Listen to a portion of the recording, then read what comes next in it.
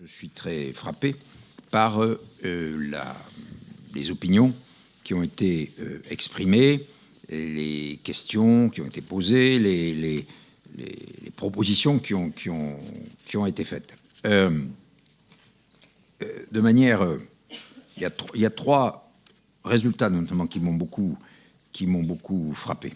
D'abord, quand vous parlez d'éducation, il ressort des réponses que pour à peu près la moitié des réponses, éduquer, ça veut dire apprendre des matières scolaires, donc des disciplines de la connaissance, mais que vous associez également éducation avec l'apprentissage de la bienveillance, de l'autonomie, du respect de l'autre, de l'art de vivre et d'un certain nombre de valeurs. Sensibiliser au droit, c'est montrer, par exemple, qu'il y a des inégalités et des injustices, et qu'il faut combattre les inégalités et les injustices, et que la vie, elle n'est pas toute bien comme ça. Et j'ai entendu, par exemple, ce que vous avez dit il y a un instant, sur le fait qu'un des obstacles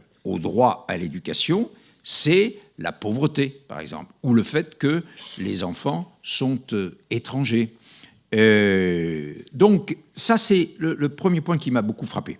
Il y a deuxième point, c'est que vous êtes massivement, 90% presque, vous dites que l'éducation, c'est les parents. Et puis ensuite, il y a les enseignants et puis la famille élargie.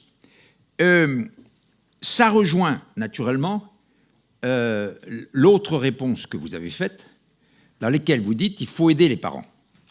Nous, c'est une des données tout à fait essentielles que nous développons. Nous pensons que l'une des actions qui doit être menée aujourd'hui, c'est ce qu'on appelle d'un terme savant, mais je le dis, et puis après j'explique, le soutien à la parentalité. Ça veut dire qu'on trouve des moyens avec, par exemple, des centres, il y en a qui sont en train de se créer ou qui existent, ou, par exemple, dans les centres de PMI qui sont faits pour ça. Ça s'appelle la protection maternelle et infantile.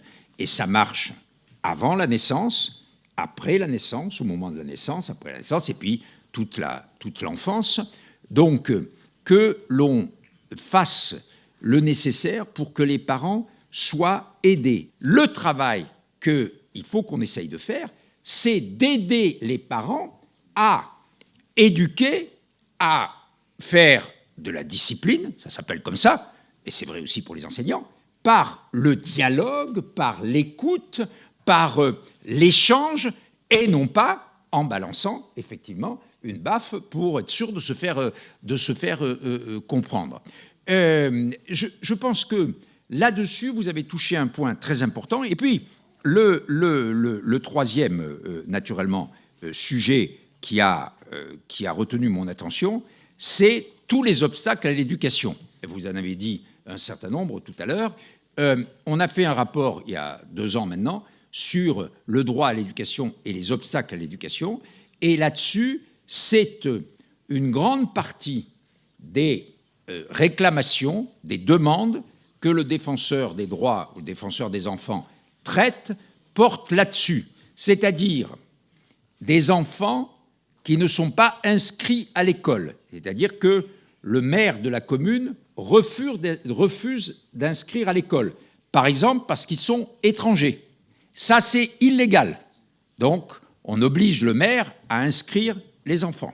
Une des clés des réponses à toutes vos questions sont des réponses économiques et sociales. Il est absolument évident qu'il faut de l'emploi, il faut des services publics facilement accessibles, il faut des écoles, d'autres services pour les enfants, par exemple, je parlais de la PMI tout à l'heure, suffisamment développés, parce que ça, ce sont des vraies réponses, des réponses concrètes. Il est évident que vis-à-vis des enfants, petits ou plus grands, on a besoin de faire un effort très important et qui est un effort de notre société. C'est pour ça que des associations, des gens comme vous qui êtes ici cet après-midi, comme le COFRAD et d'autres, sont tellement importants. Parce que si on veut faire face aux questions que les enfants posent, ce n'est pas seulement les pouvoirs publics, ce n'est pas seulement le défenseur des enfants, ce n'est pas seulement les juges, par exemple les juges des enfants, c'est la société tout entière qui doit s'y coller. Le projet pour l'enfance, c'est un projet de société. Merci. Merci, Monsieur Toubon.